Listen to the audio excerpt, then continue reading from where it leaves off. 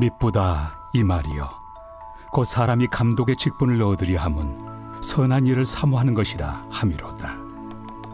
그러므로 감독은 책망할 것이 없으며 한 아내의 남편이 되며 절제하며 신중하며 단정하며 나그네를 대접하며 가르치기를 잘하며 술을 즐기지 아니하며 구타하지 아니하며 오직 관용하며 다투지 아니하며 돈을 사랑하지 아니하며 자기 집을 잘 다스려 자녀들로 모든 공손함으로 복종하게 하는 자라야 할지며 사람이 자기 집을 다스릴 줄 알지 못하면 어찌 하나님의 교회를 돌보리요. 새로 입교한 자도 말지니 교만하여져서 마귀를 청죄하는 그 청죄에 빠질까며 또한 외인에게서도 선한 증거를 얻은 자라야 할지니 비방과 마귀의 올무에 빠질까 염려하라. 오늘은 교회 지도자의 자격이라는 제목으로 함께 말씀을 나누겠습니다. 오늘 본문에는 이제 감독에 대한 이야기가 나오는데요. 이 감독에 대한 해석은 좀 여러 가지 차이가 좀 있습니다. 하나는 저희 장로교나 침례교나 이런 교회들은 감독의 개념이 없고요. 예를 들면 감리교나 또는 성공회나 천주교나 이런 데는 감독이 있습니다. 감독을 보통 주교라고도 하고 감독이라고도 하는데요. 그런 직이 따로 원래부터 있다 이렇게 해석하기도 하고, 또 다른 측면에서는 유대인 공동체가 있는, 즉 유대인들을 중심으로 세워지는 교회에는 장로라는 표현을 쓰고, 또 이방인들이 중심이 되어져 있는 교회에는 감독이라고 썼다. 이런 두 가지가 다 이야기를 하곤 합니다. 그래서 어떤 것을 하더라도 중요한 것은 그 직이 있느냐 없느냐 이런 것보다도 오히려 교회 지도자들은 어떤 모습이어야 하는가, 이런 쪽으로 우리에게 좀 말씀을 적용하는 것이 옳은 일로 보여집니다. 먼저 교회 지도자에 대한 이야기는 가정의 원리를 따라서 이야기를 합니다. 한 가정의 가장이어야 된다라고 이야기를 합니다. 이 이야기는 당시에 일부 다처제가 많이 있었던 곳이어서 일부 다처제로서 살아가면서 교회 지도자가 될 수 없고, 한 가정의 가장으로서 책임을 다하는 사람이어야만 오늘 성경에서는 먼저 말씀을 하고 있습니다. 그러면서 교회 지도자의 직분은 하나님의 거룩한 일, 선한 일을 감당하기 위해서는 자기 자신이 구별된 사람이어야 한다라는 것을 먼저 말씀하고 있습니다. 그래서 거룩한 삶을 본을 보이고, 또한 바른 교훈, 즉 바른 진리의 말씀 가운데 붙들려 있는 사람이 교회 지도자에 합당하다라는 이야기를 말씀하고 있습니다.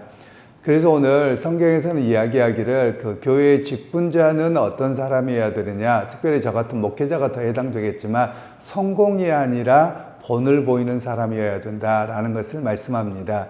예를 들면 어떤 직에 올라가서 큰 교회를 만들겠다, 이게 사실은 목회자의 목적이 되어서도 안 되고요. 목회자는 그리스도를 닮아가는 거룩한 삶으로 성도들에게 본이 되어야 된다, 이런 이야기로 말씀을 하고 있는 내용입니다. 사실 우리 한국 교회 같은 경우는 약점이 교회의 어떤 부흥이 목적이 되어버렸습니다. 그러나 부흥이 목적이 되어서는 아니 됩니다. 오히려 그리스도를 닮아가는 거룩한 삶의 모델이 되어주고, 또 성도들은 그 모습을 따라가는 것이 바로 교회의 모습이어야 되고 교회 지도자의 모습이어야 함을 성경은 말씀을 하고 있습니다. 그러면서 또한 교회 지도자는 즉 교회가 어떻게 선한 삶을 살아가는가를 보여주는 모습이 되어야만 합니다. 즉 세상 속에 선하다, 이런 평가를 들어야 되는 것이죠. 그러면서 또한 교회 지도자들, 감독에 대한 이야기를 할 때 주변 사람들의 보기에 어떠한가에 대한 이야기를 말씀을 하고 있습니다. 즉 세상 사람들에게 보면 술을 즐겨하지 아니하고 구타하지 아니하는 사람이다라고 이야기합니다. 예를 들면 이제 우리나라나 몇몇 나라들, 상당수의 나라들이 교회에 신앙생활하면 술을 금지하는 나라들이 대부분입니다. 그러나 이때는 술을 금지하지는 않았는데 술을 금지하는 이유도 좀 이해할 필요가 있기는 합니다. 술 자체가 죄는 아닌데요. 술을 마시게 됨으로 인해서 사람이 실수하고 번유되지 못했습니다. 그래서 많은 교회들이 술을 금지해버린 그런 상황이 되어졌던 것이죠. 그런 면에서 오늘 성경이 이야기하고 있는 것은 술을 즐겨하지 아니한다는 말은 술을 마시면 사람들이 실수하게 되고 그리고 그것이 사람들에게 본이 되지 않기 때문에 오히려 그것을 절제하고 또 때로는 금할 줄 아는 사람이 교회의 지도자가 되어야 함을 말씀하고 있습니다. 그리고 관용하며 다투지 아니하며 라고 말씀합니다.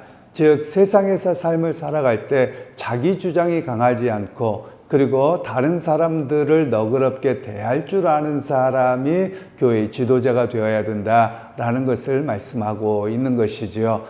이것은 어찌 보면 세상 사람의 기준에 볼 때도 최소한 그들보다도 뛰어난 윤리가 되어야 된다는 겁니다. 오히려 세상 사람들보다도 윤리적으로나 본이 되지 아니한다면 오히려 교회의 지도자로 합당하지 아니하다라는 것을 말씀하고 계시는 겁니다. 우리가 이렇게 좀 이해하시면 좋겠습니다. 물론 교회의 목회자와 같은 또 장로와 같은 직분자만이 아니라 일반 성도들에게도 마찬가지입니다.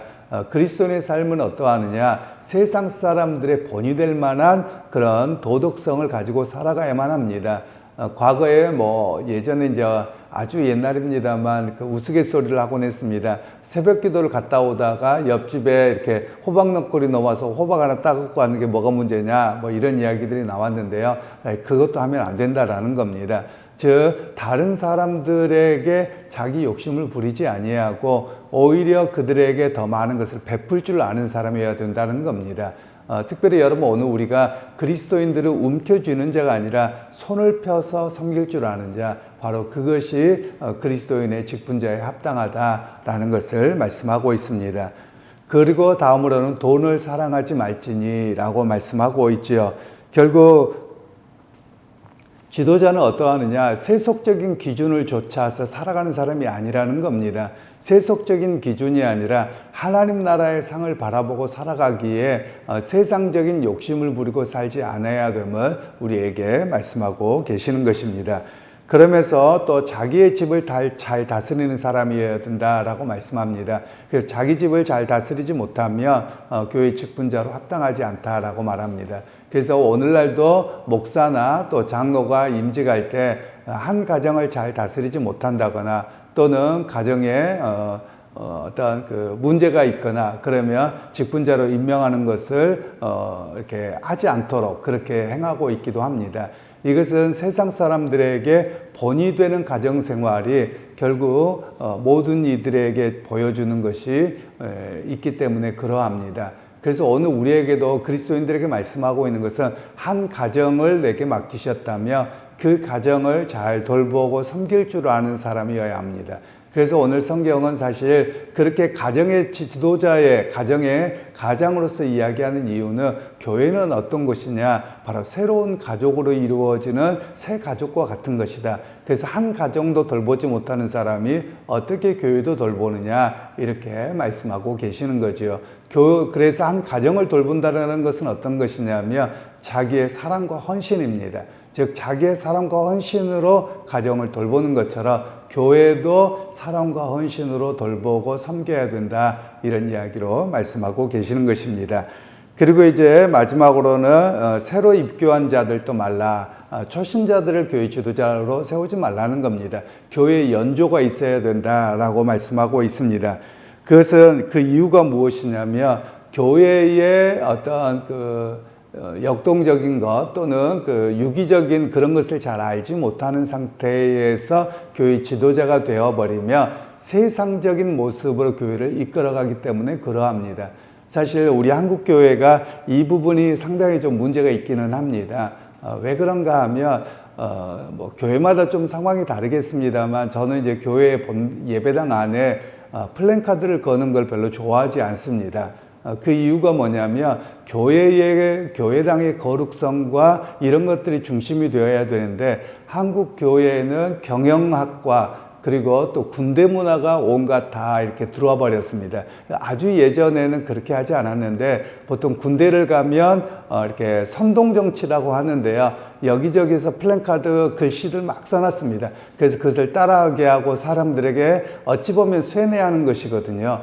바로 교회가 자꾸 그걸 하려고 해서 사실 저는 불편합니다. 물론 어느 교회가 말씀을 잘 인식하도록 하기 위해서라고 한다면 제가 할 말은 없습니다만, 그러나 오늘 성경에서 말하고 있는 것은 세속주의적인 요소들을 교회 안에 들어오지 않도록 해야 됨을 말하는 것입니다.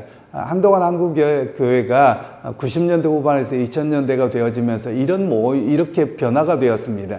그렇게 변화가 되었던 이유가 무엇이냐면 오히려 신학을 하신 분들보다도 늦게 신학을 한 분들, 즉 세상에서 어떤 사업을 하거나 큰 기업에 있던 사람들이 나중에 목사가 됩니다. 그러면 이런 분들을 중심으로 해서 어떤 일들이 이루어지냐면 경영학이라고 하는 것을 교회 안에 도입하기 시작합니다. 그래서 교인들에게 어떻게 그들을 이용해서 교회가 부흥하고 또 교회가 좀 활기가 있어야 되는가, 이런 개념이 자꾸 생겨지게 되었습니다. 그러다 보니 교회가 은연중에 세속주의적인 요소가 너무 깊이 많이 들어와 버리게 된 그런 상황이 90년대에서 2000년대 초반에 있었습니다. 그리고 그 이후에 교육자가 되신 분들은 일반적으로 교회가 당연히 그렇게 하는 줄 아는 겁니다. 그러나 과거의 교회를 생각하며 교회에 플랜카드를 걸 때는 언제뿐이 없었느냐, 사실 헌신 예배에 있을 때, 그럴 때 외에는 걸지 않았거든요. 그런데 오늘날은 교회 안에 너무나도 많은 이들이 그의 주제 또는 전도, 구호, 이런 것들을 너무 많이 하게 되었습니다. 사실 이런 것들은 그리 바람직하지만은 않은 그런 모습으로 보여집니다. 물론 그 자체가 죄다, 하지 말아야 된다, 이 정도까지는 아니지만, 그래도 오늘 성경에서 말씀하고 있는 것은 세속주의적인 요소와 그것을 따라가는 교회의 모습은 그리 바람직하지 않은 것으로 성경은 말씀하고 계시는 겁니다. 그러면서 또한 외인에게도 선한 증거를 받은 자여야 된다라고 말씀합니다. 즉 교회 지도자가 되려면 그냥 교회 안에서만 보는 것이 아니라 동네 사람들에게도 좋은 평가를 받아야 된다라는 겁니다. 동네 사람들과 주변 사람들에게 저 사람은 좋은 사람이 아니야 라고 이야기를 하는데 그 사람이 교회 직분자가 된다. 여러분, 그것은 굉장히 교회를 욕먹이는 일이죠. 제가 어떤 분에게 그런 이야기를 들었습니다. 최근에 그 전세 사기나 이런 분들이 의외로 있다고 하는데, 제가 이렇게 어떤 분에게 들으니까 어떤 분이 또 장로라고 이야기를 하더라고요. 어떤 장로가 그런다고 하는 겁니다. 그래서 정말 속상하더라고요. 사실 그런 일을 하지 않아야 될 뿐만 아니라 혹시 실수로 어떤 사건이 벌어졌다면 그것을 메꾸기 위해서 온 헌신을 다해야 되는 것이거든요. 의도적이 아닌데 부도가 날 수도 있고, 의도적이지 않은데 어떤 문제가 생길 수 있습니다. 그러면 그 자체를 비난하지는 않지만 오히려 그것을 어떻게든지 해결하고자 하는 그런 최대한의 노력과, 또 누군가가 나로 인해서 간접적인 피해를 당했다면 내가 노력하겠습니다, I'm sorry를 하고 노력해야 되는 모습이 진정한 모습이다라고 말할 수 있습니다. 제가 브라질에 사역할 때 어떤 장로님이 그런 이야기를 하시더군요. 자기가 그 외국으로 갑자기 가게 된 것이 부도를 맞아서였었다고 말씀하시더라고요. 그러나 그가 예수를 믿지 않았을 때여서 일단 피하면 된다고 해서 피했는데, 예수를 믿고 직분을 받을 때가 되다 보니 이 말씀이 너무 걸리더라라는 겁니다. 그래서 그분이 가게를 하시면서 돈을 버는 족족 한국으로 보내서 이 모든 것을 다 갚아갔다, 그리고 갚았었다고 저에게 그 깊은 이야기를 하시더라고요. 일반적으로는 사람들이 그런 일이 발생하면 이야기하지 않습니다. 왜냐하면 그냥 이민을 가 살면 다 잘 산 줄 알고 그냥 현재의 모습밖에 볼 수 없거든요. 그래서 과거 이야기를 잘 하지 않습니다. 그런데 그 장로님 돌아가시기 전에 저에게 마치 고해성사하는 것처럼 모든 것 하나하나를 다 말씀하시더라고요. 그러면서 자기가 버는 족족 그 빚을 갚기 위해서 얼마나 애를 썼고 예수를 믿고 보니까 그렇게 살 수밖에 없었어요 라고 말씀하시는 그런 간증을 제가 개인적으로 들었던 적이 있습니다. 그래서 오늘 성경에서는 우리에게 말씀합니다. 예수 믿는 사람들, 또 교회의 지도자가 되기 위해서는 우리가 그만한 세상 사람으로부터도 좋은 평가를 얻어야 된다라는 겁니다. 마치 이 본문을 어떤 분을 읽을 때 나는 감독 안 되고 나는 장로 안 될 거 상관없어요 라고 말하는 것은 틀린 이야기입니다. 왜냐하면 여기에서는 그런 지도자의 모습이 이 정도가 돼야 된다라고 이야기하면서 성도들도 그 모습을 본을 보고 쫓아가야 된다라는 개념으로 하나님은 말씀하고 계시는 것입니다. 그러게 여러분, 오늘 우리 교회 안에서 여러분들이 세상 가운데서도 좀 더 거룩한 모습으로 선한 영향력을 미칠 수 있기를 소원합니다. 그래서 세상 사람들이 보기에 역시 예수 믿는 사람은 올바르구나, 이런 모습이 필요할 것입니다. 우리나라의 초대 그 이승만 정부 시절에도 이런 일이 있었다라는 것을 제가 판결문을 본 적이 있는데요. 어떤 사건이 벌어졌습니다. 그런데 그 사건이 벌어졌을 때 정황은 있는데 이렇게 사건의 실제 어떤 그 발견하지 못한 겁니다. 그때 교인이 성도가 두 사람이 증언을 했다고 합니다. 근데 그때 당시에 판결이 어떻게 되어 있느냐? 예수 믿는 사람은 거짓말하지 않습니다. 그래서 그 판결을 증언을 토대로 해서 판결을 했던 그런 때가 있었습니다. 그런데 지금 만일 여러분 제가 목사인데요 라고 이야기해도 목사 말을 안 듣습니다. 내가 장로인데요, 내가 집사인데요, 그러면 세상 사람들이 전혀 믿지 않습니다. 이 이야기는 뭐냐면 우리 그리스도인들이 잘못 살았던 겁니다. 그런데 여러분, 세상에서 여호와의 증인이 말하잖아요. 그럼 믿습니다. 왜냐하면 그 사람들은 자기가 손해가 나도 그냥 그렇게 살아갑니다. 오히려 그리스도인들이 그랬어야 되거든요. 제가 외국에서 있을 때 보니까 가게를 맡겨놓고 어디를 여행을 가거나 일을 보러 갈 때, 그래서 그 가게 매니저를 세울 때 1순위가 여호와의 증인이랍니다. 이 사람들은 이론짜리 하나 선도해주도 않을 뿐만 아니라 정확하다는 거예요. 절대 속이지 않는 그런 윤리적 요소가 있다는 거예요. 그래서 제가 예수 믿는 사람도 그러니까 예수 믿는 사람 써요 라고 하지만 자기도 예수를 믿는데 예수 믿는 사람은 못 믿는다는 거예요. 이 이야기는 뭐냐면 사실 우리 스스로 부끄러운 이야기입니다. 우리 각자가 어떻게 살아가느냐? 코람데오, 하나님 앞에 섭니다. 사람은 속일지 모르지만 하나님 속이지 못하시거든요. 우리 속 중심까지 보고 계시는 겁니다. 그래서 우리 각자가 거룩한 모습으로 하나님께 삶을 살아드려야 된다라는 것입니다. 그래서 오늘 지도자의 요구것만이 아니라 우리 그리스도인들이 그래야 함을 말씀하고 계시는 것이죠. 그러기 여러분, 오늘 우리가 더욱더 그리스도를 닮아가고 또 하나님 보시기에 또 세상 사람들에게 본이 될 만한 그런 모습으로 살아내는 그런 우리 모두가 되시기를 주님의 이름으로 축원합니다. 하나님, 오늘도 말씀을 통해서 직분자의 모습이 어떠한가를 말씀하셨습니다. 오늘 우리가 사람들에게 본이 될 뿐만 아니라 또한 거룩함으로 하나님 앞에 살아드려서 하나님의 교회의 직분자의 또 봉사자로 그리스도인으로 합당한 삶이 되도록 오늘도 결단하고 나아갑니다. 오늘도 살아갈 때 주의 성령께서 함께 도와주시고 인도하여 주옵소서. 예수님의 이름으로 기도하옵나이다. 아멘. 나를 부르신 소명을 따라 나의 삶을 주게 드리리. 나를 지으신 주의 뜻을 보게 하여 주소서. 주의 뜻 이루어 주소서. 나를 지으신 목적을 따라 나의 삶을 주게 드리리. 아버지께서 나를 알듯 주를 알게 하소서. 주의 뜻 이루어 주소서. 주의 뜻 이루소서. 아버지, 나의 원대로 마시고 주의 뜻 이루소서. 아버지, 나의 원대로 마시고